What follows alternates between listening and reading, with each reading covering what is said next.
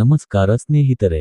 ಕನ್ನಡ ಚಿತ್ರರಂಗವನ್ನೇ ಬೆಚ್ಚಿ ಬೀಳಿಸಿದ ರೇಣುಕಾಸ್ವಾಮಿ ಪ್ರಕರಣದಲ್ಲಿ ಇದೀಗ ಮತ್ತೊಂದು ಮಹತ್ವದ ಬೆಳವಣಿಗೆ ನಡೆದಿದೆ. ನಟ ದರ್ಶನ್ ಸೇರಿದಂತೆ ಹಲವರು ಆರೋಪಿಗಳಾಗಿರುವ ಈ ಪ್ರಕರಣದಲ್ಲಿ ವಿಚಾರಣೆ ಮುಂದುವರಿದಿದ್ದು, ಇದೀಗ ಎ14 ಆರೋಪಿ ಪ್ರದೋಷ್ ಎಸ್. ರಾವ್ ಅವರು ಮಾಫಿ ಸಾಕ್ಷಿಯಾಗಲು ಮುಂದಾಗಿರುವ ವಿಚಾರ ಮತ್ತೆ ಪ್ರಕರಣದ ಗಮನವನ್ನು ಸೆಳೆದಿದೆ. ಬೆಂಗಳೂರಿನ ನ್ಯಾಯಾಲಯದಲ್ಲಿ ಇಂದು ನಡೆದ ವಿಚಾರಣೆಯಲ್ಲಿ ಪ್ರದೋಷ್ ಅವರ ಅರ್ಜಿಗೆ ಸಂಬಂಧಿಸಿದಂತೆ ಮಹತ್ವದ ಪ್ರಕ್ರಿಯೆ ನಡೆದಿದೆ. ಸಹ ಆರೋಪಿಗಳು ಈ ಹಂತದಲ್ಲೇ ಅವರ ಮಾಫಿ ಸಾಕ್ಷಿ ಅರ್ಜಿಯನ್ನು ವಿರೋಧಿಸಲು ಸಾಧ್ಯವಿಲ್ಲ ಎಂದು ನ್ಯಾಯಾಲಯ ಹೇಳಿದೆ. ಅಂದರೆ, ಪ್ರದೋಷ್ ಅವರು ಮುಂದಿನ ಹಂತದಲ್ಲಿ ಪ್ರಕರಣದ ತನಿಖೆ ಮತ್ತು ವಿಚಾರಣೆಯಲ್ಲಿ ಪ್ರಾಸಿಕ್ಯೂಷನ್ ಪರ ಸಾಕ್ಷಿಯಾಗಿ ಪ್ರಮುಖ ಪಾತ್ರ ವಹಿಸುವ ಸಾಧ್ಯತೆ ಇದೆ. ಆದರೆ ಇಲ್ಲಿ ಒಂದು ವಿಷಯವನ್ನು ಸ್ಪಷ್ಟವಾಗಿ ಹೇಳಬೇಕು. ಮಾಫಿ ಸಾಕ್ಷಿಯಾಗುವ ಪ್ರಕ್ರಿಯೆ ಎಂದರೆ ಆರೋಪ ಸಾಬೀತಾಗಿದೆ ಎಂದರ್ಥವಲ್ಲ.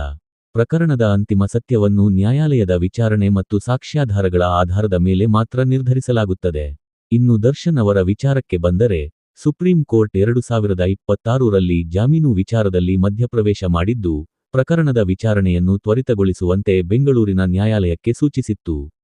ಈ ಪ್ರಕರಣದಲ್ಲಿ ಒಟ್ಟು 17 ಜನರ ವಿರುದ್ಧ ಆರೋಪ ಪಟ್ಟಿ ಸಲ್ಲಿಸಲಾಗಿದ್ದು, ದರ್ಶನ್ ಅವರ ವಿರುದ್ಧ ಕೊಲೆ ಸೇರಿದಂತೆ ಹಲವು ಗಂಭೀರ ಆರೋಪಗಳನ್ನು ದಾಖಲಿಸಲಾಗಿದೆ.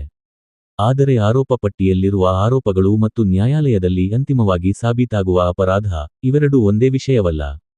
ಹೀಗಾಗಿ ಈಗ ಎಲ್ಲರ ಗಮನವೂ ಒಂದೇ ಪ್ರಶ್ನೆಯ ಮೇಲೆ ಇದೆ. ಪ್ರದೋಷ್ ಅವರು ಮಾಫಿ ಸಾಕ್ಷಿಯಾದರೆ, ಅವರ ಹೇಳಿಕೆ ಪ್ರಕರಣದ ಮುಂದಿನ ವಿಚಾರಣೆಯ ಮೇಲೆ ಯಾವ ರೀತಿಯ ಪರಿಣಾಮ ಬೀರುತ್ತದೆ?